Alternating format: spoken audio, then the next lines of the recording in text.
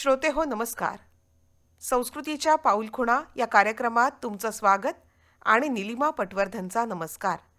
श्रोते हो, आपण पुरातत्वीय उत्खननं आणि त्यातून उलगडणाऱ्या प्राचीन भारताविषयी जाणून घेतलं. भाषाशास्त्रीय अभ्यासातूनही या इतिहासावर बरंच संशोधन जगभर सुरू आहे आणि आंतरराष्ट्रीयदृष्ट्या महत्त्वाचा विषय म्हणजे आर्य आक्रमण सिद्धांत. याविषयी सुद्धा जगभर बरंच बोललं, लिहिलं आणि अभ्यासलं जातं. डॉक्टर कोएनराड एल्स्ट हे असेच एक आंतरराष्ट्रीय विद्वान आणि भारतीय संस्कृतीचे अभ्यासक. त्यांनी बनारस विश्वविद्यालयातून PhDची पदवी मिळवली आहे आणि प्राचीन भारतीय इतिहास, संस्कृती याविषयी ते विपुल असं लेखनही करतात. आज त्यांच्याशी आकाशवाणी पुणे केंद्राचे केंद्र प्रमुख इंद्रजित बागल यांनी इंग्रजीतून साधलेल्या संवादाचा पहिला भाग ऐकूया. Namaskar to all our listeners. Today we have with us Dr. Koenraad Elst. He is world-renowned scholar of Sinology, Indology and Philosophy. Dr. Elst, welcome to All India Radio, Pune. So you received PhD in Asian Studies. In your study, you used paleolinguistics. So what does this term paleolinguistics mean? Can you elaborate? Okay, so I entered India interested in the current religio-political situation, and there I noticed that a totally different debate was also relevant to the political situation, namely the debate about the so-called Aryan invasion theory. Now, in my own studies, I had worked through a lot of material on Indo-European linguistics, and which, of course, Sanskrit is a very important part. So there I recognized this debate, because this debate has been taking place in Europe for 200 years. Where is the original homeland of a language family that unites the North Indian languages with the European languages, the so-called Indo-European language family? Where did that homeland lie? So, well, let me start at the beginning, okay? The Indo-European language family. What this says is that the North Indian languages, starting with Sanskrit, have a common origin with most of the languages of Europe and with Iranian and Armenian. And so that's called the Indo-European language family. You can see it, for example, to take a very easy example, when you compare numerals like 2 or 3, in English they are obviously related to duo in Latin and Greek, or tres, and then in Sanskrit with dva and tri. So I mean it gets a lot more complex than that, but these are some simple examples where you can see that the Sanskrit word is a lot closer to the Latin or Greek word than it is with the corresponding word in, let's say, Tamil. So you have this language family to which the North Indian languages do belong, and the South Indian languages and also the tribal Munda languages don't belong. So that's more or less the situation. And then the question of the homeland, you see there, when the language family was discovered in 1767, the general idea was that, well, you see, this has come about through the discovery of Sanskrit. Once we discovered Sanskrit, we saw the relation very clearly with Latin, with Greek, and so on. And so the automatic idea was, given the importance of Sanskrit, the homeland must have been in India. And that changed in around 1840, when the homeland was taken to be in the Caucasus Mountains, or just north of them, in the steppes, just north of the Caucasus, which is in today's Ukraine, Western Russia. So if that language family was now present in India, it had to have happened through an invasion at some point, which then scholars fixed at about 1500 BC. The Indo-Europeans, or so-called Aryans, a word borrowed from Sanskrit, but having become very current in Europe, they must have invaded India in about 1500 BC. So from the Indian angle, this was called the Aryan invasion theory. So the original theory is the out of India theory. It was then not yet called that. The name out of India theory was coined in about 1997 by an American scholar, Edwin Bryant, who was then doing his PhD about this whole debate. So that's the out of India theory. That's the original theory. You see, that's not something new concocted by Hindu chauvinists or something. No, that's the original theory created entirely by Europeans, though mostly Europeans living in India, like William Jones, the British judge in Kolkata, like the French Jesuits Gaston Laurent Coeur-Doux, who lived in South India. There are many in India nowadays who say, oh, it's because of colonialism, because of racism and so on. No, this theory does not find its origin there. It's a very honest, scholarly idea, you see, following from linguistic data. If you looked closely at Latin, Greek, and so on, and Sanskrit, you couldn't fail to see the similarities. And so that's where the whole idea came from. You have done research about Aryans and written about it in various articles and books. There is a word Arya appears many times in Vedas and other ancient books in India. Yes. Which generally means a nobleman or a noble person. So this so-called Aryan and the Arya in Vedas are same or different? Well, okay, let's start at the beginning. The word Arya. Scholars have long tried to find the absolute origin of this word, and about that they haven't reached a consensus. You see, some say it's related to a root ar, which means agriculture, which means to plow. And so it would have meant the civilized, the more advanced people who already practiced agriculture, as against the more primitive people who were hunter-gatherers. Yes. Then another theory, very popular among Marxists, is that it has to do with wealth, that ar means possess. So it's the possessor class, the capitalist class, as opposed to the deprived, the ancient equivalent of in modern days proletariat. Anyway, you see, these theories I won't go into. The point is that at the time when the Vedas are written, the meaning of the word has narrowed down, and it means compatriot. It means someone belonging to our people. It effectively means us as against them. That is in the Vedas. The meaning of Arya is not yet knowable. But in classical Sanskrit, this meaning develops. But there are a few stages in between. I have to tell them just, you see, to get the correct picture, because there's a lot of misunderstanding about this. So there is one tribe in northwest India called the Paurava Tribe. It's one of the 5 tribes mentioned in the Vedas. And so it is within that tribe that the Vedic tradition develops. It's the king of that tribe, King Bharata, and his court priest Bharadwaj, who start collecting the Vedic hymns. Mind you, the Vedic hymns, or at least that system of religious hymns, clearly already existed. Okay, but they start compiling it, systematizing it. And so from then on, you get a number of families, Vasishta, Vishwamitra, and so on, who also start composing their own hymns.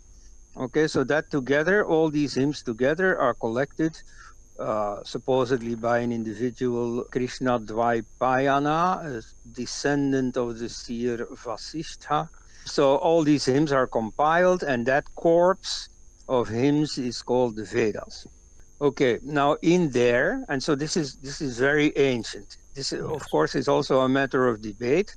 Yes. I say that this compilation happened in about 1500 BC. So the hymns are older and often much older, starting in 3000 or so. Anyway, so that's an age much before classical Sanskrit.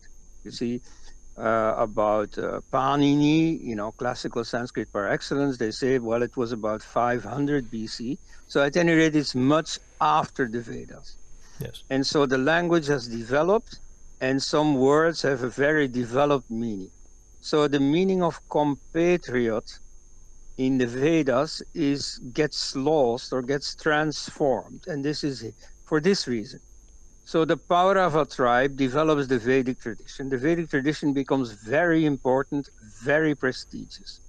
It becomes the backbone of a whole string of sciences, of grammar, of astronomy, of mathematics.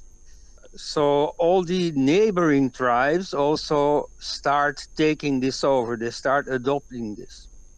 And so the word Arya, which first means us, the Pauravas speaking about ourselves, that is to say about the Pauravas, the other tribes start taking this word with the meaning Paurava or Vedic. Okay. And so the word Arya comes to mean the people of Vedic culture, the people who have been initiated into Vedic culture. The next meaning of the word Arya is Vedic. And then it simply comes to mean those who are part of our gradually expanding Vedic culture. So this expands across India. You see, even in the south, in Bengal and so on, local kings, hearing about this prestigious Vedic tradition, bring this tradition into their own country. They're not conquered by the Vedic people. No. They themselves quite voluntarily bring in the Vedic tradition. So the kings give land to Brahmin families, agraharas, and they make them settle there and then confer the prestige of their rituals and so on the local dynasty. And so the Vedic tradition spreads all over India. And so at that time, Arya comes to mean a part of this new prestigious Vedic civilization. And so from there, more generally, it comes to mean noble. It means elitist. Yes.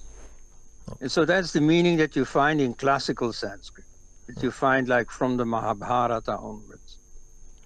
So that's the meaning within India.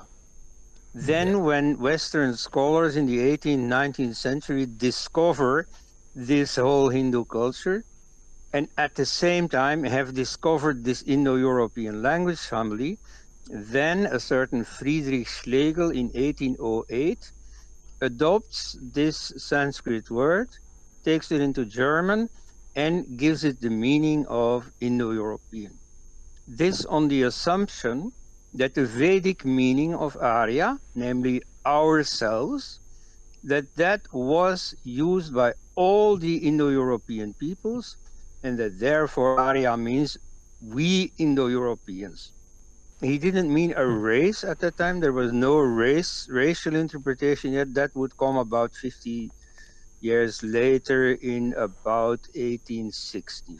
So what's your take on Aryan invasion theory or Aryan invasion hypothesis proposed by some Western scholars?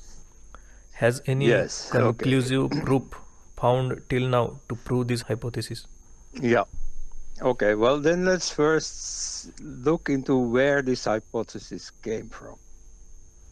So originally, they thought that the original Indo-European language was Sanskrit itself, and that Greek, Latin, Germanic, and so on were the progeny of Sanskrit, were the daughters, so to speak, of Sanskrit.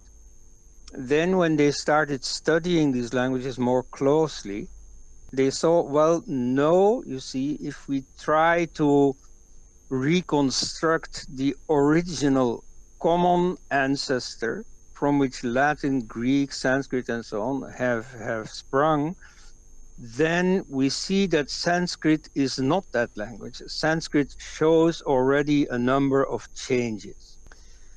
Like, for instance, you can have an ancient reconstructed word, gegoma, means I came, and the equivalent in Sanskrit is jagama. Now, does gegoma come from jagama, or does jagama come from gegoma? And then linguists reasoned, you find practically no language in the world where g becomes j. You find hundreds, thousands of languages in the world where historically g has become j. And so clearly here we have an evolution from gegoma to jagama. Also the vowels change, that's also a story. And so the linguists decided that clearly there is an older language that precedes Sanskrit, from which Sanskrit itself is a daughter.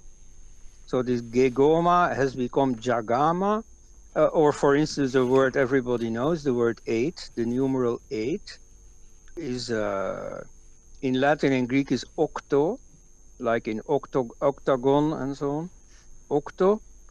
And this has become in Sanskrit ashta.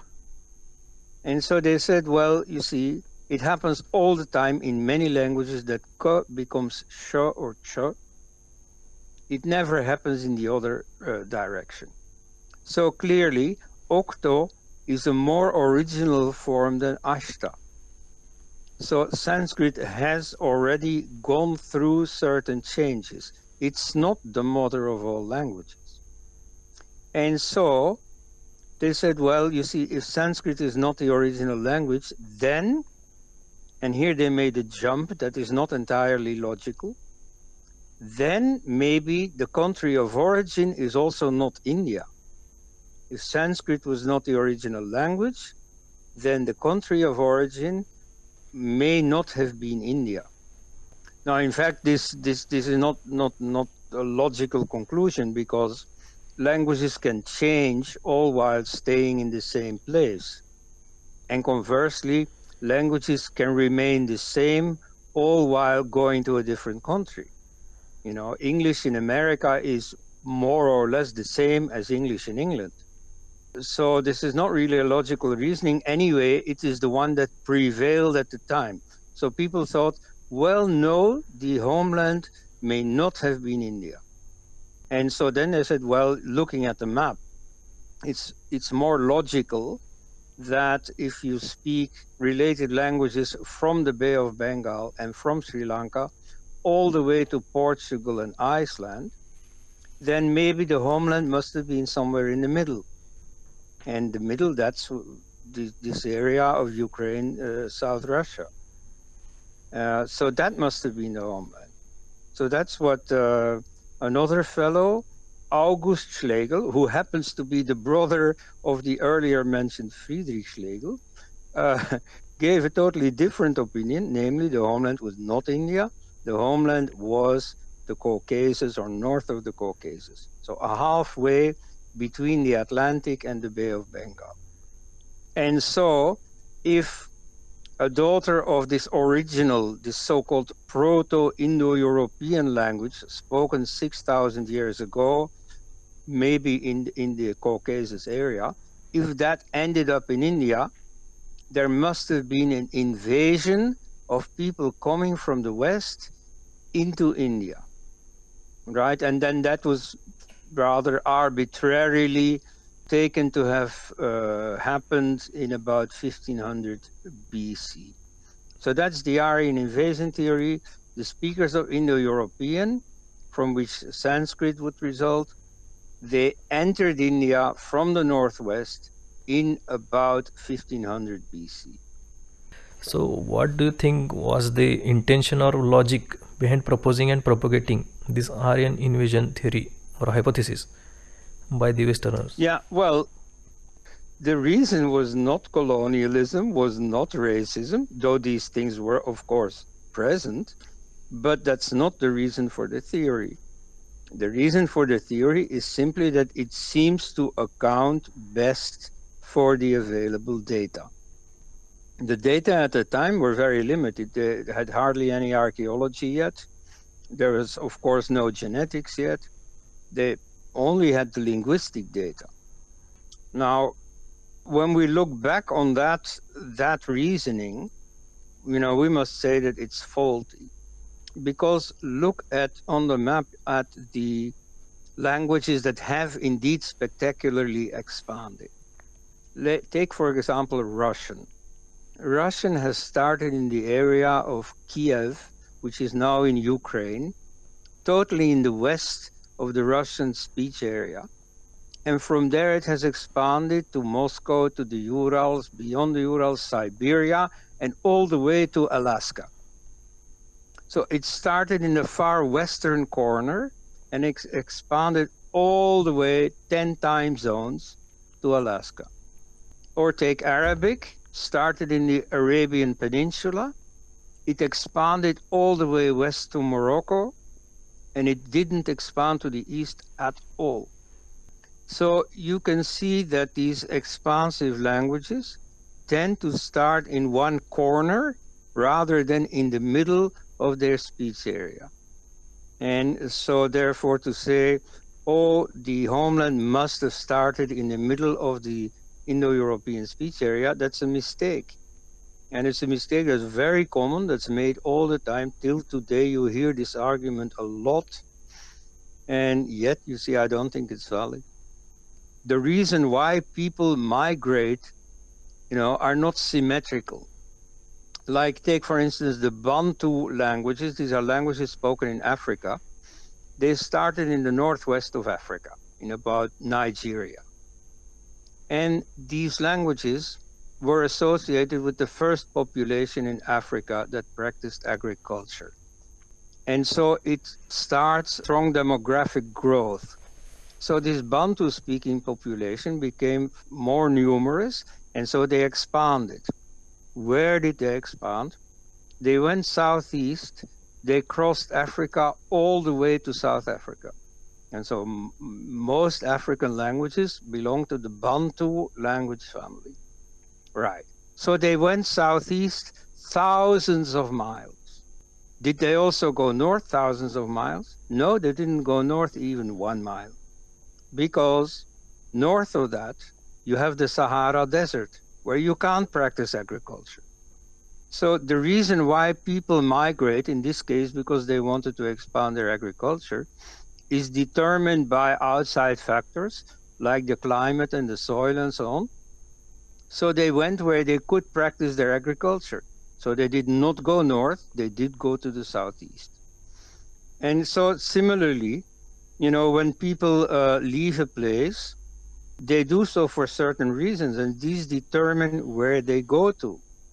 Now, you see, in India, there must have been, and that is suggested by some historical episodes mentioned in the Vedas, there was some kind of a war where some people were expelled, were pushed away, or were made to flee to the northwest. And so they started in one place, India, and then they went on. They went northwest, and then beyond that, that's all kinds of adventures.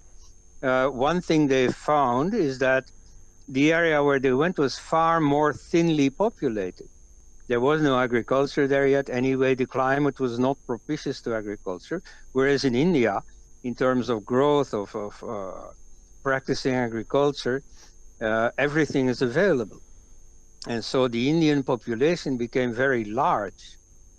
And when some of them, were a few tribes, were forced to flee India to the northwest, suddenly they found that even though perhaps small in absolute numbers, they were very important in a very thinly populated area like Central Asia.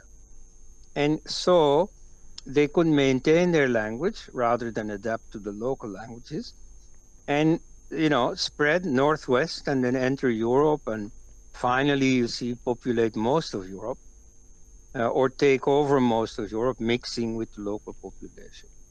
So that's one, that I discussed one argument for the Aryan invasion, which I think is clearly wrong.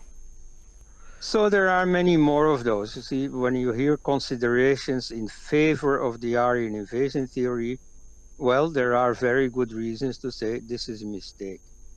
So that's where the debate stands. Most linguists in Europe will also concede that linguistics doesn't have the final answer. And this you can see from the whole history of the debate. So we had to wait for newer sciences to come up to narrow the choices we have, to come closer to finding the real homeland.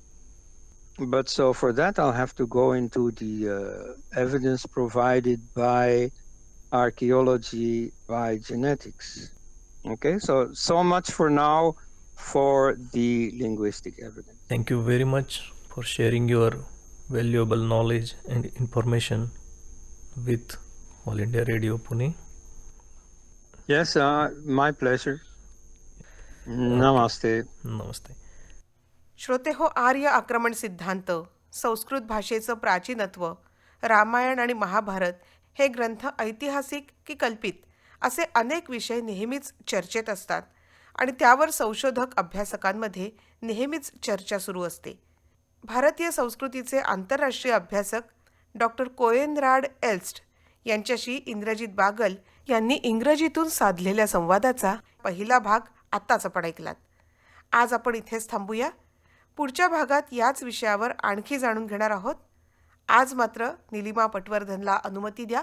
नमस्कार.